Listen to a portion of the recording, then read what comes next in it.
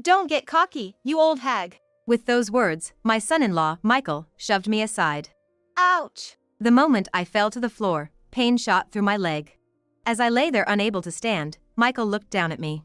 What are you thinking, acting all high and mighty, when you can hardly even walk? Do you realize who's providing you with this comfortable life in such a big house? You're penniless and useless since your husband passed away. And now you have the audacity to intrude into my family's life. Remember, you are staying at our house now. Know your place. Do not defy me, or I will send you off to a care facility right away. Leaving those words behind, my son-in-law Michael returned to his room. Have I ruined my daughter's family? I would have been better off alone. I should not have come here. My name is Nancy. I lost my husband 2 years ago and have been living alone in this house filled with memories of him. I've always had a bad leg and depended on my husband's help for my day-to-day activities. Whenever I had pain or numbness in my leg, my husband was always there to support me. I admired my kind and considerate husband. However, an unexpected accident took his life, leaving me all alone. The unexpected event left me deeply depressed, and I found myself crying all day, every day. But it was my only daughter, Rachel, who saved me. Mom, if you keep crying, it will make Dad sad in heaven. He will always watch over us and protect us. Rachel. Let's be strong together, Mom. I will support you from now on. So please don't cry anymore. Smile. Rachel has always been a strong and dependable daughter who encourages me positively at all times. She must have inherited her father's strength. Thank you, Rachel. You're right, I can't keep wallowing in sorrow. It would worry your dad too much. That's right, Mom. If you keep crying, Dad might worry so much that he can't even find his way to heaven. We shared a small laugh and decided to move forward together. 5 years have passed since my husband passed away. Rachel, who was in high school at that time, has become a respected working professional and got married 2 years ago. After their marriage, the couple built their own house and Rachel moved out of our family home, which is about an hour's drive away. Back then, she had repeatedly persuaded me to live with them, but I firmly refused. It was because I didn't want to interfere with the newlyweds, and also because I didn't want to leave this house where I had spent so many years with my husband. Although I'm touched by the offer, I intend to continue living here with your father's memories. But what if something happens, Mom? There won't be anyone to help you. Dad may be watching over you, but he can't help you anymore. I understand, Rachel. But it's okay. You should live your own life with your husband, not worrying about taking care of me. Focus on your new family. Although Rachel looked a bit worried, she reluctantly agreed when I insisted. In truth, living alone had its difficulties, but I didn't want to burden my daughter, so I managed to get by. The season had turned to winter. When it got cold, my legs would start to give me trouble. The cold exacerbates the pain and numbness, so I tried to keep as warm as possible. But compared to the warmer seasons, it was much harder to go about my daily life. The winter was particularly harsh that year, so I decided to ask the hospital to increase my medication. Of course, I didn't say a word about this to my daughter and her husband. I didn't want to cause them unnecessary worry or be a burden to them. But my condition was deteriorating. There were times when even standing was difficult, let alone walking. I managed to cope with the pain and go on with my life, but eventually, my daughter Rachel noticed something was wrong. It happened on Christmas Eve when Rachel came to bring me presents. The doorbell rang, and as I tried to get up to welcome her, I couldn't stand. Rachel must have been worried when I didn't answer the door after several rings, so she unlocked the door and walked in. Mom, are you okay? Sorry, I'm just not feeling too well today. I tried to put on a brave face and smile, but Rachel saw through me. Mom, you don't have to push yourself. Please, come stay with us. I can't bear to see you suffer like this. It's okay. I just couldn't move for a moment, but I'll be fine once I take my medicine. No matter how stubborn I was, Rachel insisted. I knew something was wrong the moment I walked in. You, who always keeps everything neat and tidy, have left things lying around, which is unlike you. You're so unwell that even tidying up must be a struggle, right? Also, your medication has increased. It's on the table, but there's a lot more than last time. Rachel was right about everything, and I was left speechless. Please, even if it's only until you're feeling better, come stay with us. When you're back on your feet, you can return to this house. Dad would want the same. With that, Rachel embraced me. I hadn't realized how strong my daughter had become. Rachel was no longer the child I thought her to be. She had become a responsible adult. Rachel, I'm sorry. I'm truly sorry. We're family. Even though I've moved out after getting married, you and Dad are still my precious family. Her warm words touched my heart. I nearly cried, but I held back my tears and smiled, saying thank you. I agreed to live with them for a while.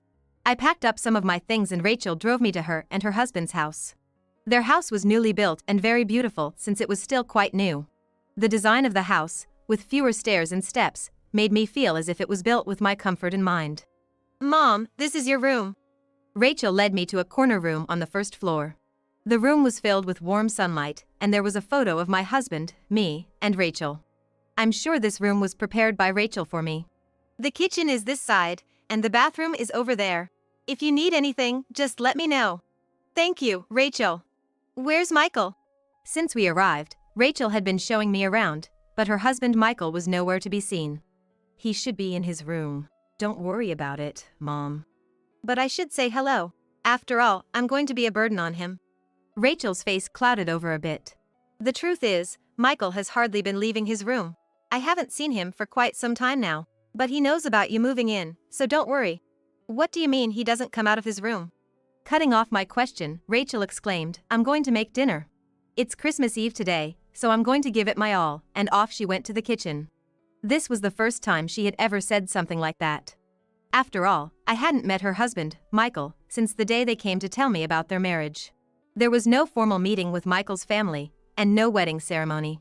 According to Rachel, Michael's parents are too busy for a formal meeting. We decided together that we didn't need a wedding.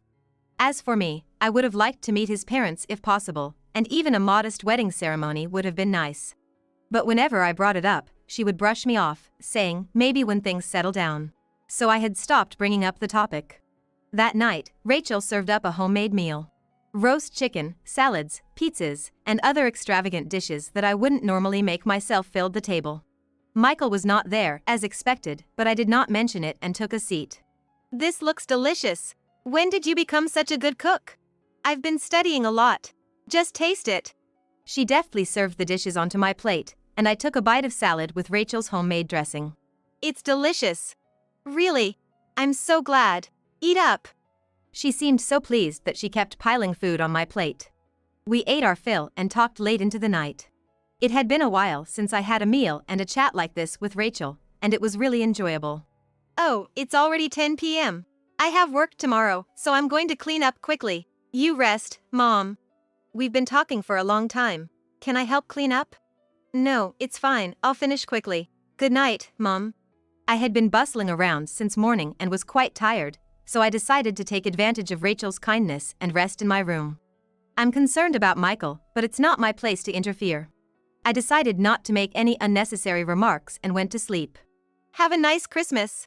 Around 8 a.m., Rachel left for work. There was a note in the kitchen, eat this if you want, alongside a homemade meal. Had she gotten up early to prepare this? I felt both grateful and guilty. I need to get my leg in better shape so I can return home as soon as possible. I was in my room, working on exercises and rehabilitation for my leg. I heard footsteps from the direction of the stairs. The footsteps were heading towards the kitchen. It was Michael. I hurried to the kitchen. Good morning, mother-in-law. Michael, looking rather disheveled, greeted me in a relaxed tone. His hair was a mess, his beard grown out. He looked like a completely different person from when I had met him 2 years ago. Hello. As you may have heard from Rachel, I'm going to be living here for a while until my leg gets better. I know it's a lot of trouble, but I hope we can get along. Unable to hide my bewilderment, I smiled. How long is for a while? Huh? The question came out of nowhere. So, how long is a while? Rachel seems worried about you, but I'm not. I'm planning to go home as soon as possible. When Michael came to ask for Rachel's hand in marriage, he was in a neat suit, a clean-cut guy. He spoke confidently, promising, I will definitely make your daughter happy. I didn't think he was lying, and I trusted him when I said, please take care of my daughter. But he was completely different from then. That's good. That's helpful, he responded. I'm sorry. I should have discussed it with you properly. I apologized.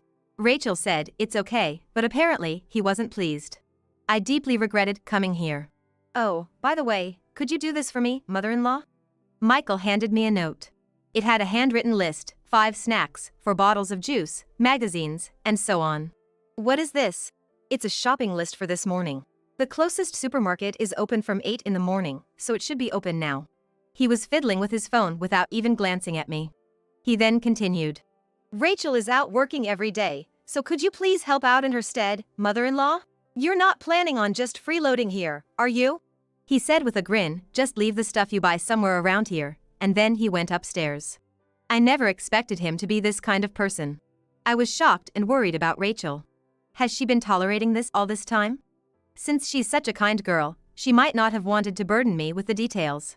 It was another cold day outside. The forecast had said it might snow, so we could have a white Christmas. I dressed as warmly as possible and headed outside with the note.